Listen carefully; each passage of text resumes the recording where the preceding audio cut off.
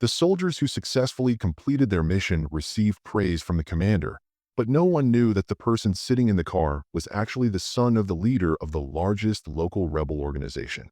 Hearing this news, the rebel leader became so enraged that he immediately shot dead the three messengers. After that, he summoned all the minor leaders and loudly declared that anyone who captured a spotter for the Russian bombers, dead or alive, would be rewarded with $1 million. His subordinates, upon hearing this, erupted in loud cheers. 6 months earlier, outside the Russian Maimim military base in Syria, Sergei and Sasha set foot on this land perpetually engulfed in war. At the same time they arrived, a seasoned veteran, Maxim, was also bidding farewell to his comrades. And today's story will begin with the arrival of these new recruits. Welcoming these new recruits at the base was no grand ceremony at all. Lieutenant Colonel Ivan Matyushin gathered everyone in the meeting room and got straight to the point, introducing the dangerous elements on this land and handing over all documents to everyone present. Then, he told everyone that there would be a local fluent in Russian with a clean background to coordinate actions with them. Their next mission was to infiltrate the enemy's rear, serving as eyes for the Air Force to carry out attacks. The meeting ended. Sasha went to the mess hall and met his local partner for the first time. The counterpart was an honest, simple man, and the two hit it off very well. Meanwhile, Sergei appeared rather cold towards his guide, even intentionally distancing himself from him. However, Sergei did not look down on his partner, but rather because he too had unspoken sorrows. At the same time, at a military fortress near Palmyra, the terrorist leader Maksud was sitting comfortably, his eyes fixed on three people being escorted in. He tilted his head slightly, and these three were executed right in front of Jamal, an arms dealer. It turned out that during their previous transaction, Jamal had mentioned the three Red Cross members captured by Maksud's son and suggested Maksud release them if he didn't intend to kill them. It wasn't exactly out of kindness, but rather he was probing Maksud's attitude. Maksud, of course, understood this intention, but for him, it had been a long time since he encountered someone so arrogant. If it weren't for the fact that Jamal was just a representative and regularly supplied him with weapons, he would have lost his temper and killed Jamal long ago. After executing the three Red Cross members, Maksud stood up, approached Jamal, and stared intently at him. Jamal felt a chill down his spine, wondering if he would lose his life here. The camera shifts to Sasha. In the mountains 180 kilometers east of Palmyra, Sasha and his comrade had been hiding among the rugged rocks for nearly half a day with no results. Suddenly, on Sasha's electro-optical detection device, several rebel vehicles appeared brazenly on the road. The situation here was quickly relayed back to the airbase. The roar of engines was heard as the lieutenant colonel ordered action. Two Su-25s took off from the base, hurtling towards the target. Upon arrival, without a word, they immediately unleashed a rain of rockets. When the smoke cleared, they confirmed the target was completely obliterated. Sasha even joked with his comrade whether they were turning into demons. But anyway, having just attacked the convoy, the two did not linger, immediately packing up their equipment and continuing towards the next target. Elsewhere, Sergei's team was outside the village of San, 80 kilometers southwest of Palmyra. The two had chosen their position and were ready for combat. At the same time, in San village, Salim, Maksud's son, was leading a group of subordinates rampaging, even warning the villagers not to provide any help to the Russians, including food and water. Although the village chief stepped forward saying they didn't want to get involved in the war between the two sides, he only received a slap from Salim in response. An old man, unable to bear the oppression, stood up with a knife to resist, but was shot dead on the spot by Salim's subordinates. After pacifying the village, Salim left three subordinates here, then waved his hand, intending to proceed to the next village. To Salim, this area was like his backyard. Killing a few people was no big deal. But retribution came quickly. Salim had barely departed when he appeared on Sergei's electro-optical detection device. Sergei hastily reported to his superiors about the appearance of the small fish. Sitting at the base, the lieutenant colonel heard the report and thought to himself, "This is a good opportunity." He immediately dispatched two Su-25s carrying double the usual amount of ammunition towards Sergei's location. By the time Salim on the ground realized it, it was too late. Two Su-25s roared overhead, unleashing a storm of bombs and bullets, this time with even more ordnance than before.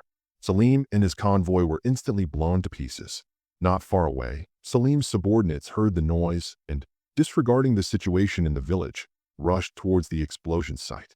After eliminating Salim and returning to base, Sergei immediately received praise and rewards from the lieutenant colonel. While glory shone upon Sergei's team, in an underground rebel base, things were descending into chaos. Salim's 3 subordinates ran panting into the underground base, reporting Salim's tragic death to leader Maksud. Hearing the news, Maksud was stunned, unable to believe what he had just heard. Snatching a gun from someone nearby, frantically firing at the 3 subordinates before him.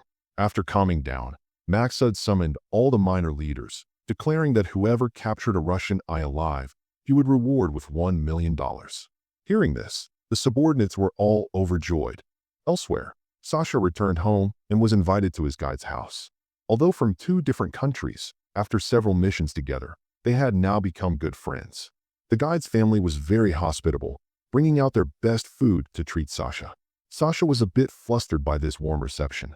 After the hearty meal, the guide took Sasha for a walk in the market, but they had no idea that their every move was being watched. When the 2 people in the car confirmed the newcomer was a Russian soldier, they immediately signaled the masked woman sitting in the back to get out of the car. But she was quickly stopped by guards. Although the woman held a detonator in her hand, the real trigger was in the car. Although Sasha was quite far from the center of the explosion, he was still seriously injured, while the guide's family, all right at the center of the blast, ultimately none escaped their fate. A few days later, Sasha's wounds had almost healed, and he visited the guide's house again, but now only an old man remained in the house. The explosion had taken everything from him. Even his wife had passed away from overwhelming grief. Hearing this, Sasha was choked up, not knowing how to console the old man. Although he survived the explosion, he would forever live with self-blame and torment. The fire of anger in his heart was also about to erupt. The lieutenant colonel intended to send him home to rest for a while, but Sasha flatly refused. He asked the lieutenant colonel to quickly let him join a mission. When people saw him again, they no longer saw the enthusiastic soldier of before. Now he was haggard, even starting to grow a beard, deliberately keeping a distance from his guide. Apart from mission-related exchanges, he spoke no extra words. The pain of losing his previous comrades still lingered in his heart. Due to the large number of targets this time, air support could hardly eliminate the entire enemy, so government troops were also waiting to join this mission. The surprise attack immediately sent the rebels fleeing in disarray.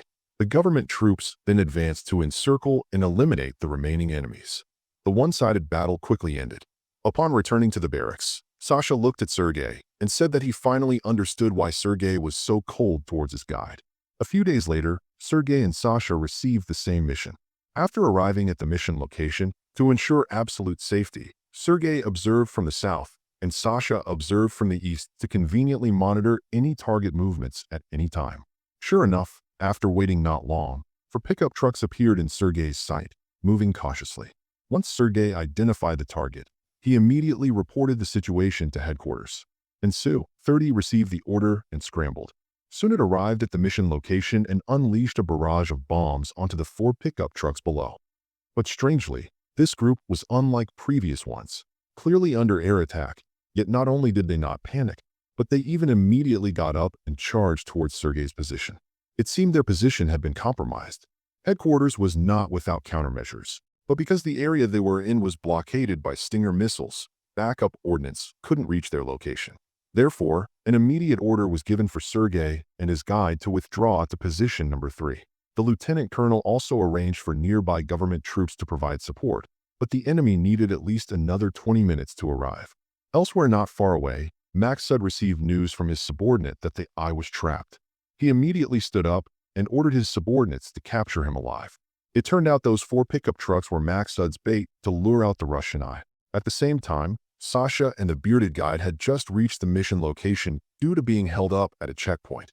But when they looked towards Sergei in the distance, they happened to see the 2 retreating, with a group of rebels right behind them not far away. Sasha understood clearly that it was too late for them to retreat now. Sooner or later, they would be discovered. After discussing with the bearded guide, the 2 decided to take the initiative, hitting the enemy with a surprise attack, incidentally relieving the pressure on Sergei and the others. Compared to Sasha, Sergei clearly had a higher chance of survival. Although the bearded guide and Sasha were excellent shots, unfortunately, these rebels were as numerous as locusts, constantly pouring in from all directions, some even rushing the bearded guide, trying to capture him alive. Sasha's fight successfully relieved Sergei and the two others. As the two crossed the hill, they happened to meet the government troops arriving as reinforcements. Since their mission was to support the escaping Russian team, only when Sergei left would they agree to continue supporting Sasha and the two. Hearing this, Sergei could only helplessly leave first. At this moment, Sasha and the bearded guide's bodies had reached their limits, and the enemy was very close. The bearded guide carelessly was shot down by the rebels. Sasha's ammunition had long run out, with absolutely no way back. Sasha finally shouted his coordinates to the lieutenant colonel and requested an airstrike on his position. The lieutenant colonel understood in his heart at this moment. As a Russian soldier, not becoming an enemy prisoner was his final dignity.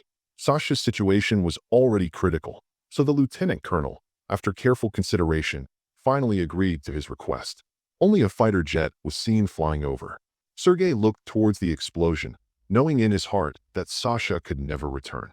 In the lieutenant colonel's command room, the lieutenant colonel also silently stood up, a fierce look flashing in his eyes, silent for a long time. At an office in Moscow, Sasha's family requested the general before them to see Sasha one last time, but was tactfully refused by the general, because the general truly had no way to tell the grieving mother that her son's body could not yet be brought back. Receiving the order, the base immediately dispatched a special forces team. Initially, the covert infiltration went quite smoothly, but they didn't expect it was all a trap set by Maksud. When a civilian house next door exploded, two special forces members were directly thrown by the shockwave. The two sides suddenly erupted into conflict in the narrow village. Not only did this mission fail to retrieve Sasha's body, but it also cost 4 more special forces members. The rebels even publicly declared that if the Russians took any further action, they would destroy the nearby villages to have the villagers buried with them.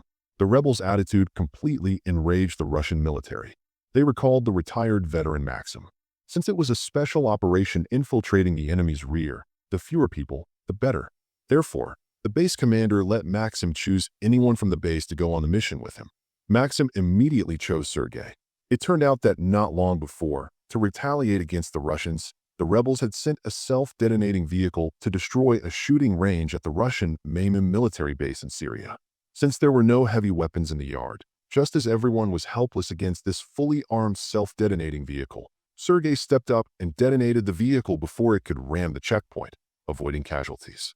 This also earned Sergei the title of crack shot in the barracks. Sergei was a bit surprised to hear Maxim choose him. Before setting off, Sergei clearly had something to say, but swallowed it down. After preparing, the two crawled into the back of a garbage truck. Soon, they were near the rebel area. The two jumped out of the garbage truck and started running towards the mission objective. Although they encountered rebels several times along the way, they were all easily dealt with by Maxim, who was seasoned in battle. However, during one night operation, although Maxim gave the order to fire, Sergei hesitated to shoot. This led to a woman witnessing her husband being killed by the rebels. Seeing her husband killed, the woman completely lost her mind, grabbing a knife and rushing at the vicious enemy. Immediately, a small commotion broke out among the rebels. Amidst the chaos, Maxim also began taking down these individuals. In the blink of an eye, the enemy was almost wiped out.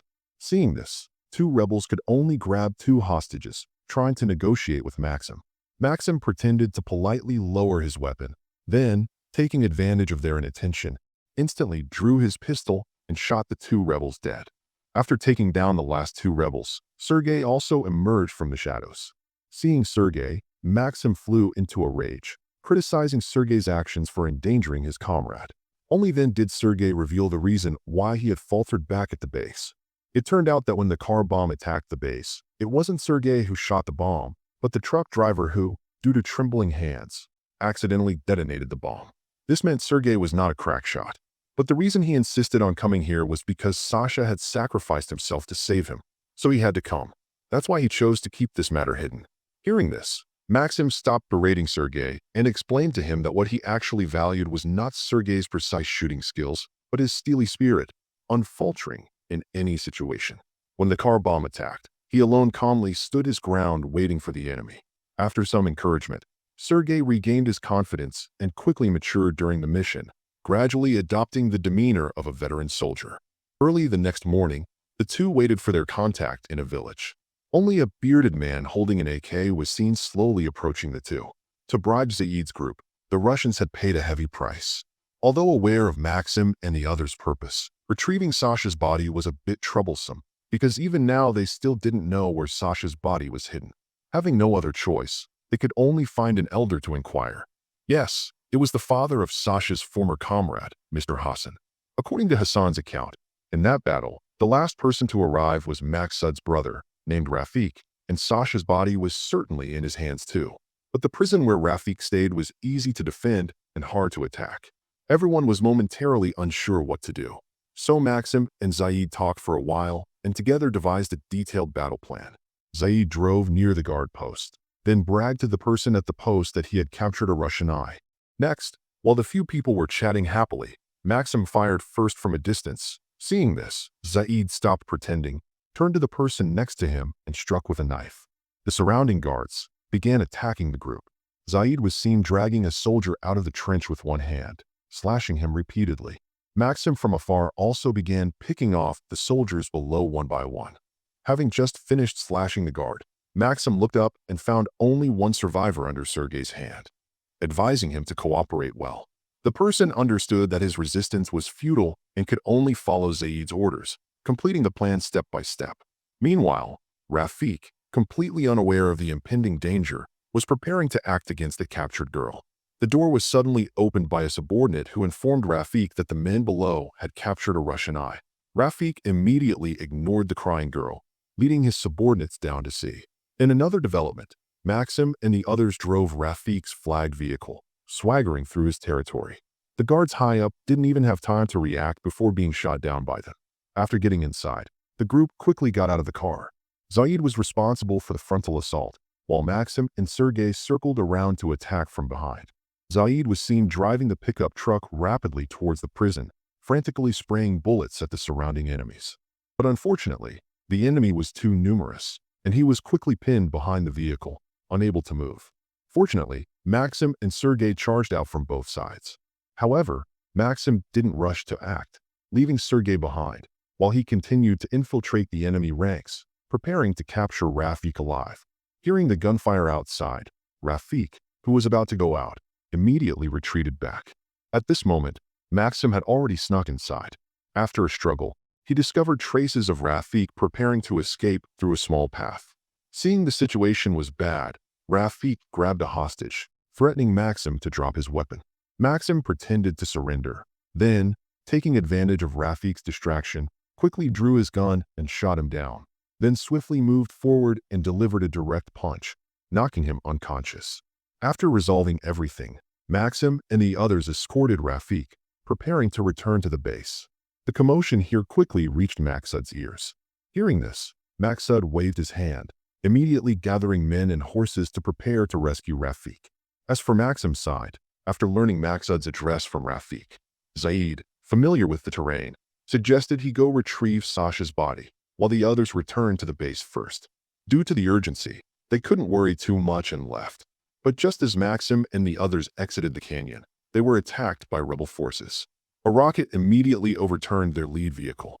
The road back to the base was completely blocked. Now they could only hold their ground and wait for reinforcements. A moment later, Maksud arrived with his men. However, the first thing he did upon getting out of the car was not to inquire about the situation, but to question the squad leader. He knew full well his good brother was in the vehicle, yet still dared to fire a rocket launcher at it. Without waiting for an explanation, Maksud raised his hand and fired a shot, sending the squad leader to meet his maker. Although Maksud didn't bring many men this time, they were all elites. After confirming Rafik's position, they directly fired rocket launchers towards Maxim. Maxim was also seriously injured in the explosion. He told Sergei that it was up to him now, then breathed his last. Witnessing Sergei's continuous misfortune, Rafik couldn't help but feel smug. At the same time, in the Russian base, the lieutenant colonel saw on the satellite map that fighting was ongoing here, but due to the complex canyon terrain, helicopters found it difficult to provide large-scale support. In the end, they could only dispatch someone with extensive driving experience. As for Sergei, the situation was extremely bleak.